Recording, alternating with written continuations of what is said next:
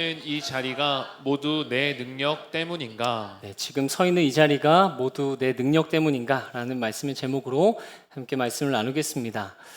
뷰 힐링 투어가 얼마 전 마무리되었습니다. 4주간의 시간을 보내면서 정말 많은 유익을 얻었는데 그 중에 하나 생각나는 것이 있는데요. 우리에게 있는 비합리적 신념을 찾는 시간이 있었어요. 비합리적 신념. 강의 안에 비합리적 신념의 예시가 쭉 있었습니다. 그 중에 눈에 탁 띄는 문장들이 있더라고요. 이런 문장이었습니다. 내가 원하는 대로 일이 풀리지 않으면 비참하고 끔찍한 기분이 든다. 이 문장 여러분 비합리적으로 느껴지십니까? 저는 이 문장을 처음 보고요. 비합리적이라고 생각하지 못했어요. 당연하게 느꼈습니다. 아니 원하는 대로 일이 안 풀리면 당연히 끔찍한 거 아니야? 이렇게 생각한 거예요. 그런데 조금 더 생각해 보니까 이제 알겠더라고요. 사실 하나님을 믿는 우리는 결과와 무관하게 하나님 앞에서 감사하고 기뻐할 수 있지.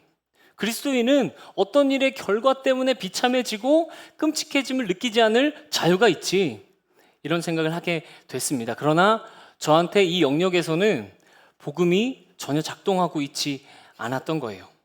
꼭 결과를 내야 행복감을 느끼고 행복한 사람으로 제가 살아가고 있더라고요. 이 비합리적 신념으로 인해서 저한테 끼쳐지는 부정적인 영향들을 한번 적어보라고 하시더라고요. 그래서 적어봤습니다.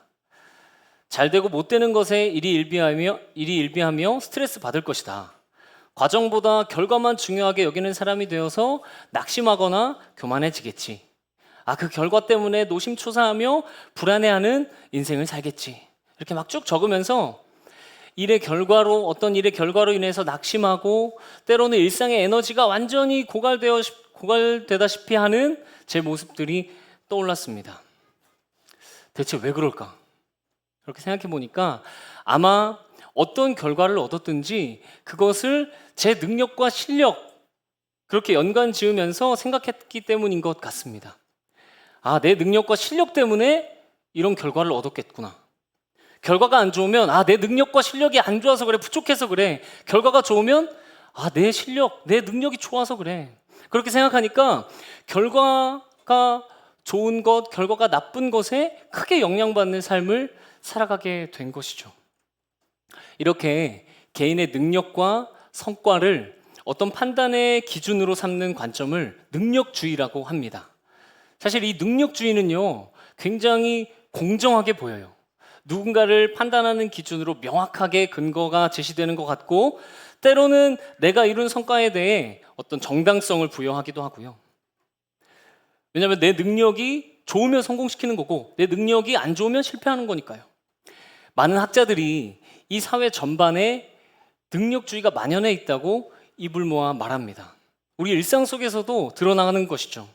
관계 속에서, 공동체 속에서 내 능력과 실력을 보여줘야지 그래서 인정받아야 매력 있는 사람, 내가 좋은 사람인 것 같이 느끼고 어떤 우리의 정체성에서도 드러나요. 능력 있고 내가 실력 좋은 사람이 되어야 자기 만족감도 느끼고 행복도 느끼고요. 우리가 누군가를 바라볼 때도 그렇습니다. 능력 있고 실력 있는 사람들 더 좋은 사람이라고 우리가 인식하기도 하는 거죠. 능력주의가 가장 크게 드러나는 순간 중 하나가 입시죠. 대학 입시. 수능 이후에 자살을 선택하는 학생들이 매해 있습니다. 내 능력을 가장 잘 보여주고 또 내 능력이 결과로 명확하게 증명되는 시간이 입시, 나를 보여줄 수 있는 시간이야. 입시는 그런 시간이야. 이렇게 생각하면서 살아갔는데 그 입시에 실패하게 되니까 인생에 완전히 실패한 것처럼 느껴버리는 것이죠. 우리는 이렇게 능력주의적인 사회 분위기 속에서 살아가고 있습니다. 우리 하나님을 믿는 그리스도인들은 그럼 이 사회 속에서 어떤 관점을 가지고 살아가야 할까요?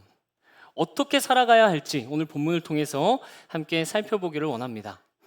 오늘 본문은요, 이제 하나님께서 이스라엘 백성에게 약속하신 그 약속의 땅 앞에서 가나안 입성의 성공을 앞두고 모세가 이스라엘 백성에게 이르는 말씀입니다. 17절 같이 한번 읽도록 하겠습니다. 17절 시작. 그러나 내가 마음에 이르기를 내 능력과 내 손의 힘으로 내가 이 재물을 얻었다 말할 것이라. 이렇게 말씀하시는 거죠. 너희들 가나안 땅에 입성해서 좀 살만해지면 분명히 내 능력과 내 손의 힘으로 이 재물들을 얻었다고 말할 거야. 이 시대의 능력주의적인 이 생각들은요, 그때부터 이미 있었던 것 같습니다. 내 능력과 내 손의 힘으로. 아마 이런 상황이 아닐까 싶어요. 제가 한번 상상해 봤는데요.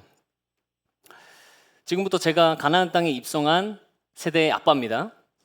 이제 가나안 땅, 그 약속의 땅에 들어와서 자리 잡고 잘 정착했어요. 참 뿌듯합니다. 드디어 내 때에, 아버지 때에도 못했던 것들을 제가 이뤘잖아요. 가나안에 입성한 그 아빠는 자녀에게 이렇게 말하지 않았을까요? 얘야, 아빠가 그 여리고 무너진 얘기 했었나? 아빠가 여리고를 돌았다. 하나님이 여리고를 돌라고 하시는 거야. 그래서 아빠가 그냥 하라는 대로 했어. 아빠가 딱 하라는 대로 하니까 여리고가 무너지더라. 아빠가 순종을 해서 여리고를 무너뜨린 거야. 그리고 지금 이렇게 가나안 땅에 들어와서 아빠가 이렇게 부유하게 살고 있잖아. 진짜 멋지지? 자녀가 아마 얘기했을 겁니다. 와, 아빠 진짜 멋있다. 지금 얘기를 통해서 순식간에 아빠가 여리고를 무너뜨린 영웅이 되어버린 것이죠. 하나님은 이렇게 우리가 순식간에 하나님의 도우심과 하나님의 일하심을 잊고 살아갈 수 있는 존재라는 것을 이미 아셨던 것입니다. 우리 일상에서도 얼마든지 이런 일은 일어날 수 있겠더라고요. 만약 여러분의 자녀가 학교에서 1등하고 대학도 제일 좋은 대학에 가고 운동도 잘하고 음악도 잘하고 다 잘하는 아이라면 누구 덕일까요?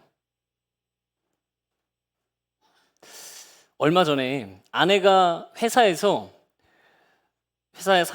사람들이 아내한테 이렇게 얘기한 거예요. 다음이가 말도 잘하고 벌써 이렇게 하면 어디 가서 영재 검사라도 좀 받아야 되는 거 아니냐.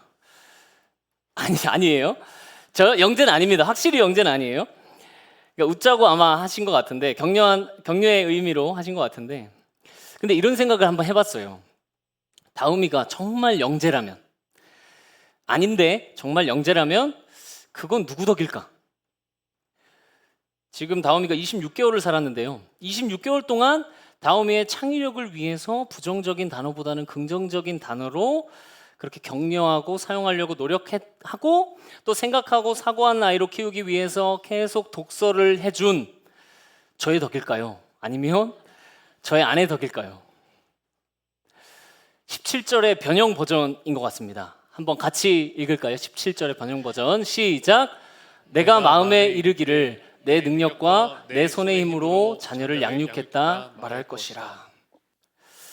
우리 다양한 일상 속에 이렇게 적용할 수 있는 것 같습니다. 사업의 어떤 성공을 맛볼 때, 그리고 남들이 나에게 정말 자수성가했다 그렇게 말해줄 때, 또 어떤 프로젝트를 성공적으로 이끌 때, 대학 입시에 성공했을 때, 여러 가지 성취를 얻었을 때, 특히 이런 성취를 정말 정당하게 해줄 적당한 노력까지 더해진다면 내 능력과 내 손의 힘으로 이 주장에 정말 힘이 실리죠. 그러나 그런 우리의 모습을 향해서 하나님이 이렇게 말씀하세요. 15절, 16절을 같이 읽겠습니다. 시작. 너를 인도하여 그 광대하고 위험한 광야 곧 불뱀과 전갈이 있고 물이 없는 간조한 땅을 지나게 하셨으며 또 너를 위하여 단단한 반석에서 물을 내셨으며 내 조상들도 알지 못하던 만나를 광야에서 내게 먹이셨나니 이는 다 너를 낮추시며 너를 시험하사 마침내 내게 복을 주려 하심이었느니라. 아멘. 여러분 15절 16절을 읽고도 정말 이스라엘 백성들이 성취한 그 가나안 땅 입성이 정말 그들이 잘해서 한 것일까요? 그들의 능력이 탁월해서 한 것 맞습니까? 아니요. 하나님이 인도하신 것이죠. 하나님이 먹이신 것이죠. 하나님이 물을 내신 것이죠. 그러나 우리는 우리 삶에 주어진 것에 대해서 내가 잘해서 내 능력 덕분이라고 생각하곤 합니다. 마이클 샌델은 그의 책 공정하다는 착각에서 대학에 입학한 성취를 얻은 사람을 예로 들어서 이렇게 말하는데요. 제가 읽겠습니다. 정당한 스펙으로 대학에 입학한 사람은 자신의 성취에 자부심을 가질 것이며 이것은 자기 스스로 해낸 결과라 여길 것이다. 하지만 정말로 오직 자기 스스로 해낸 결과라고 볼 수 있을까? 그들이 스스로 해내도록 도와준 부모와 교사의 노력은 뭔가? 타고난 재능과 자질은 그들이 오직 노력으로만 성공하도록 했을까? 우연히 얻은 재능을 개발하고 보상해 줄 수 있는 그런 사회에 태어난 행운은? 노력과 재능의 힘으로 능력 경쟁에서 앞서가는 사람은 그 경쟁의 그림자에 가려있는 요소들 덕을 보고 있다. 어떤 결과를 낳기 위해서 영향을 미친 요소들이 사실 얼마나 많이 있겠습니까? 하나님의 일하심이 얼마나 많이 있겠습니까? 나에게 이미 주어진 것, 내가 노력하지 않아도 이미 주어진 것들이 얼마나 많이 있습니까? 내 의도와는 상관없이 얻은 것, 그것이 얼마나 많이 있습니까? 그러나 그것들을 볼 수 없게 만드는 것이 바로 내 능력과 내 손의 힘으로인 것이죠. 마이크 샌델은 하버드 대학생들을 보면서도 이렇게 말합니다. 그들은 자신들의 뛰어난 재능과 대개의 경우 유복한 환경에도 불구하고 하나같이 자신은 노력과 수고 덕분에 하버드에 입학했다고 입을 모은다. 그러니까 그들이 나빠서가 아니라 나의 성취는 나의 것이라고 당연하게 생각하는 이 사회적 분위기는 우리가 내가 노력하지 않아도 얻게 된 많은 것들을 간과하게 만든다는 것입니다. 자, 이렇게 생각하게 되니까 저를 둘러싼 많은 것들이 다시 보이기 시작했습니다. 우리 같이 찬양한 찬양팀, 유아이치교회, 재정부 교육자분들, 성도님들, 우리 가족 다 새롭게 보이는 거예요. 그분들에 대한 감사, 그분들과 함께하게 하신 하나님에 대한 감사를 고백할 힘이 생기더라고요. 그런 마음이 그냥 샘솟더라고요. 이번 우정사업 선교대에 가서 같이 찬양팀이 섬겼는데요. 같이 참여한 회중들께서 은혜 받고 정말 좋은 시간이었다 이런 얘기들을 많이 해주셨어요. 그런 얘기들을 듣고 솔직히 인간적으로 어느 정도는 이 찬양의 시간이 좋았던 것에 내 지분도 조금은 있겠다 이렇게 생각했던 것 같습니다. 그런데 이 설교를 준비하면서 이렇게 시야를 넓게 보니까 전혀 아니더라고요.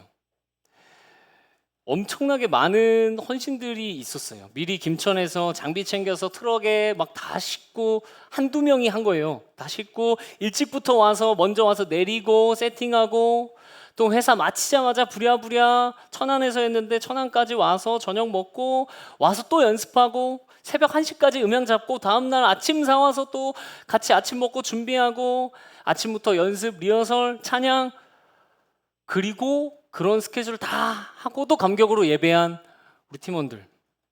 심지어 저는 그날 아파서 막 끙끙거렸습니다.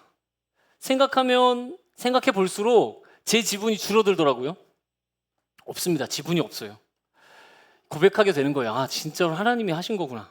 하나님이 더세움을 사용하신 거구나. 아, 하나님이 찬양팀을 사용하신 거구나. 저의 이 오만한 마음에 하나님은 해독제를 주신 것이죠. 오늘 18절이 하나님의 해독제입니다. 우리 같이 18절 읽겠습니다. 시작. 내 하나님 여호와를 기억하라. 그가 내게 재물 얻을 능력을 주셨음이라.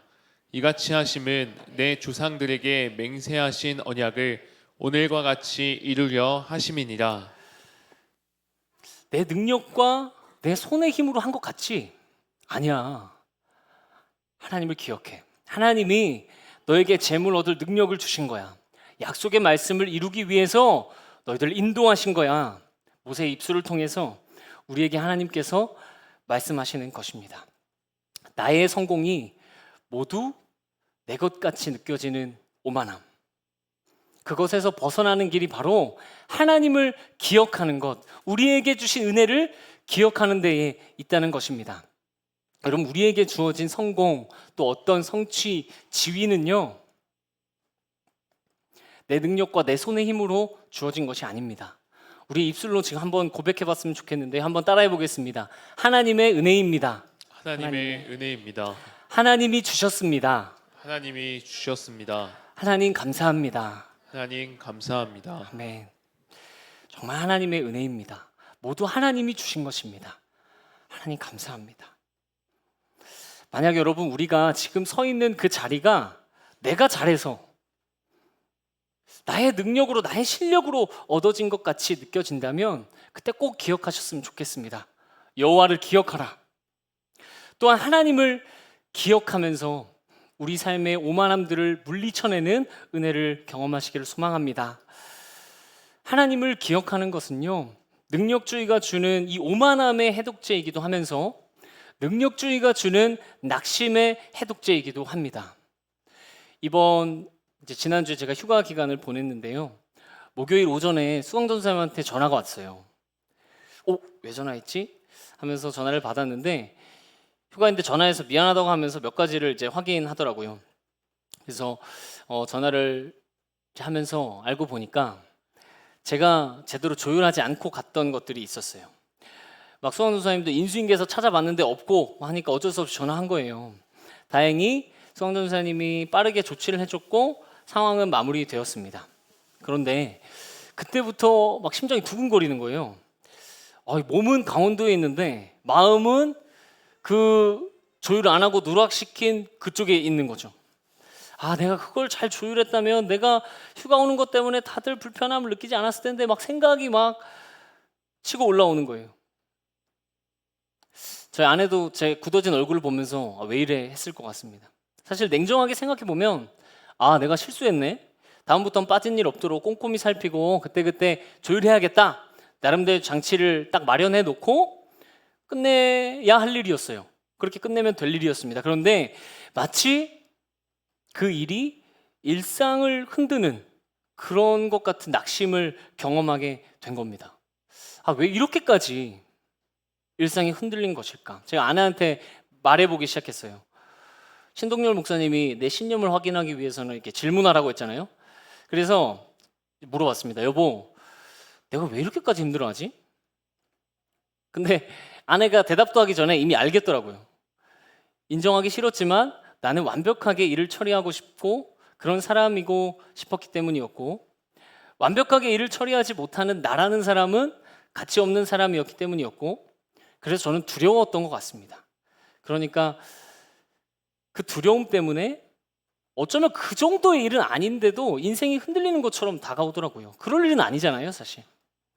그리고 조금 뒤 오후에 이제 다음이가 낮잠 잘 시간에 잠깐 경건서적을 읽고 있는데 6번째 챕터의 제목을 보게 됐습니다. 제목이 이래요. 모든 복의 근원이신 분. 모든 복의 근원이신 분. 그 챕터의 제목만 딱 보는데 그 챕터 제목이 제 가슴을 팍 치는 것 같더라고요. 하나님이 복을 주신다는 그 사실과 내 실력과 능력이 복을 준다는 이 사실 중 정찬영, 너는 어떤 것을 믿을래? 이렇게 싸우고 있는 상황같이 느껴지는 거예요. 하나님이 이렇게 말씀하시는 것 같아요. 찬영아, 너 능력 없어도 좀 괜찮아. 내가 능력이 있어. 복은 내가 주는 거야. 너를 인도하는 건 나야. 만약 성경의 욥의 고백처럼 주시는 분도 하나님이십니다. 찾으시는 분도 주님이십니다. 제가 이 사실을 믿었다면 이런 타격에 심리적으로 무너지고 이렇게까지 마음 졸이진 않았겠죠. 이렇게 흔들리진 않았겠죠. 마치 내가 능력이 있고 더 탁월해야만 하나님의 복을 마음껏 받는 것처럼 저는 살아가고 있었던 거예요. 내가 능력이 있고 더 탁월해야 사랑받는 것처럼 이미 살아가고 있었던 것이죠. 내 능력과 실력에 너무 많은 무게를 두고 있어서 필요 이상으로 힘들어하게 된다는 사실을 알게 되었습니다. 여러분은 어떻습니까? 복의 근원이라는, 하나님이 복의 근원이시라는 그 믿음 안에서 살아가고 계십니까? 여호와를 기억하면서 살아가고 계십니까?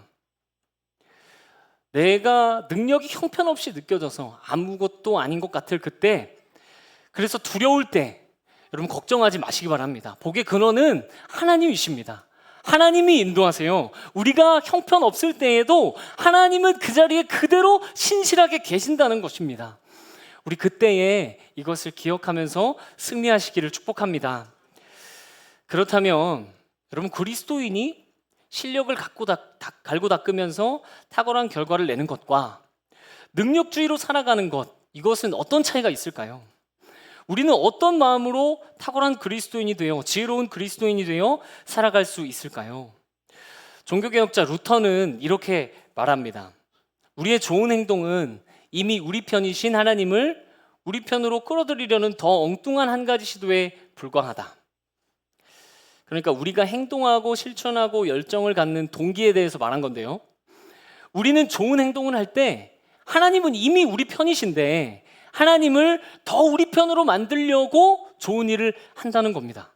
좀 바꿔 말하면 무언가 더 대단한 사람, 무언가 더 좋은 사람이 되어서 자격을 얻으려고 한다는 거예요. 자기도 모르게 사랑받을 만한 자격을 얻기 위해서 행동하고 실천한다는 것입니다. 우리 마음속 깊은 곳에 감춰져 있는 마음을 통찰한 문장이죠. 윌리엄 윌리모는 이 루터의 말을 인용하면서 이렇게 말합니다. 우리가 행동하고 실천하고 열정을 갖는 이유는 사랑받을 자격을 위해서가 아니라 이미 사랑을 받았기 때문이다. 우리는 대단한 존재가 되어서 대단한 결과를 내기 위해서 능력과 실력을 갈고 닦을 필요가 없습니다. 우리는 하나님께 사랑받을 만한 사람이 되고 싶어서 능력을 갈고 닦는 것이 아니기 때문입니다. 이미 사랑받았기 때문에 능력을 갈고 닦는 것입니다. 이것은 질적으로 아주 큰 차이가 있어요. 어떤 불안에 휩싸여서 능력이 더 있어야 돼, 더 실력을 갈고 닦아야 돼, 불안에 휩싸여서 살아가지 않습니다. 참된 쉼을 누릴 수가 있고요, 잘해야 한다는 어떤 강박에서 벗어날 수 있고요, 여유를 가질 수 있습니다. 두려움 속에 갇혀있지 않을 수 있어요. 평안을 누릴 수 있습니다. 이것이 하나님의 그 사랑이 주는 참 자유가 아닐까 싶어요. 그 하나님의 사랑으로 행동하고 그 하나님의 사랑이 이미 우리에게 주어졌기 때문에 지혜롭게 살아가고 탁월하게 행동하는 것. 여러분, 그 사랑을 기억하면서 그 사랑 안에서 자유를 누리시기를 축복합니다. 여러분, 그리고 이런 사랑을 누리는 삶으로 누군가를 바라볼 때는 우리의 시선도 아마 달라지지 않을까요? 누군가가 탁월하게 우리 주변에 있는 사람이 능력 있게 감당하지 못했을 때도 두렵게 한다거나 압박한다거나 불안하게 해서 그를 움직이려고 하지 않을 수 있고요, 그 사람의 어떤 시간표 안에서 자라갈 수 있도록 여유를 가질 수 있을 겁니다. 그리고 실력 외에도 그 사람이 가진 정말 수많은 매력들, 그 사람의 다른 모습들을 발견하고 사랑할 수 있겠죠. 말씀을 맺도록 하겠습니다. 여러분, 이 세상이 요구하는 능력주의로 나를 올가매면서 우리의 일상을 가두면서 그렇게 살고 계시진 않았습니까? 다른 일을 향해서 나를 보듯이 어떤 능력주의의 렌즈로 바라보진 않으셨습니까? 하나님의 일하심과 섭리를 꼭 기억했으면 좋겠습니다. 성취와 성공을 통해서 나를 강화하려고 애쓰는 것이 아니라, 그래서 오히려 이 성공과 성취가 나를 갉아먹는 것이 아니라, 그죠? 하나님 앞에 사랑받는 자의 정체성을 가지고 이 땅을 지혜롭게 살아갔으면 좋겠습니다. 그리하여 이 능력주의 사회 속에 있으나 구별된 하나님의 사람으로 삶을 살아가시기를 예수님의 이름으로 축복합니다. 우리 함께 찬양하고 기도하겠습니다.